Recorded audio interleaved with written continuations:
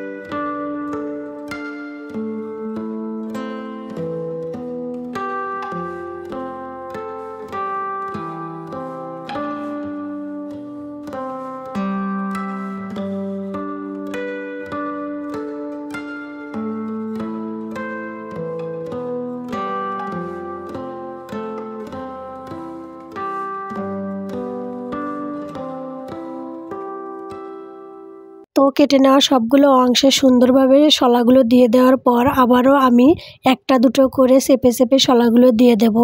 আর তার কারণ হচ্ছে এই শলাগুলো ভালোভাবে চেপে চেপে দিলে ঝাড়ু দেওয়ার সময় একটা শলাও বাইরে বের হবে না। আর এই ঝাড়ু দিয়ে কিন্তু সব ধরনের ঝাড়ু দেওয়ার কাজগুলোই করে নেওয়া যায়, যেমন আঙিনা, বাড়ি, উঠান সব কিছুই কিন্তু এই ঝাড়ু দিয়ে ঝাড়ু দেওয়া যায়।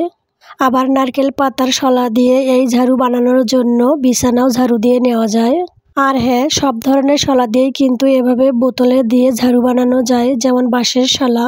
আর এই বোতলে ঝাড়ু বানানোর ফলে কিন্তু কোনো দড়িরই প্রয়োজন পড়ে না, যার ফলে গিট্টু দেওয়ারও কোনো ঝামেলা নেই আর গিট্টু খুলে যাওয়ারও কোনো ভয় নাই। আপনারাও কিন্তু বানিয়ে দেখতে পারেন। ঝাড়ু ক্ষয় হয়ে যাবে কিন্তু এই বোতল থেকে শলাগুলো বের হয়ে যাওয়ার কোনো ভয় থাকবে না। তো আপনাদের সাথে কথা বলতে বলতে আমার পুরো ঝাড়ুটা বানানো শেষ। আর এই তো দেখুন আমার ঝাড়ুটা বানানো কত সুন্দর হয়েছে।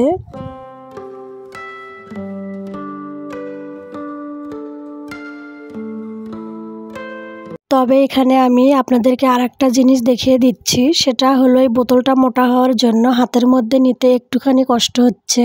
তার জন্য এখন আমি চুলার আঁচে এই বোতলটা একটুখানি আঁচ দিয়ে নেব। এতে করে প্লাস্টিকের বোতল হওয়াতে আগুনের আঁচ লাগার জন্য বোতলটা কিন্তু একেবারে চেপটে লেগে থাকবে শলাগুলোর সাথে। আর এতে করে কিন্তু প্লাস্টিকের বোতলটা সহজে হাতের মধ্যেও নেওয়া যাবে, আর শলাগুলোও কিন্তু একেবারে ঠিকভাবে চেপে চেপে থাকবে, একটাও আর বাইরে বের হবে না। তো এই তো দেখুন আমার ঝাড়ু বানানো একেবারে শেষ। আমি আপনাদেরকে একটুখানি ঝাড়ু দিয়েও দেখিয়ে দিচ্ছি। আর একটা কথা বলি আপনাদেরকে, আমি কিন্তু আমার এই ছোট্ট চ্যানেলে আমার লাইফস্টাইল ব্লগ দিয়ে থাকি। আপনারা যদি সেই ভিডিওগুলো দেখতে চান তাহলে ভালোবাসা দিয়ে আমার এই ছোট্ট চ্যানেলটি সাবস্ক্রাইব করে আমার পাশে থাকতে পারেন। সবশেষে বলবো, আপনাদের এই সুন্দর ঝাড়ু বানানোর ভিডিওটা কেমন লাগলো। যদি ভালো লেগে থাকে তাহলে একটা লাইক দিয়ে কমেন্ট করে জানিয়ে দেবেন। তো সবাই ভালো থাকবেন। আল্লাহ হাফেজ। আসসালামু আলাইকুম।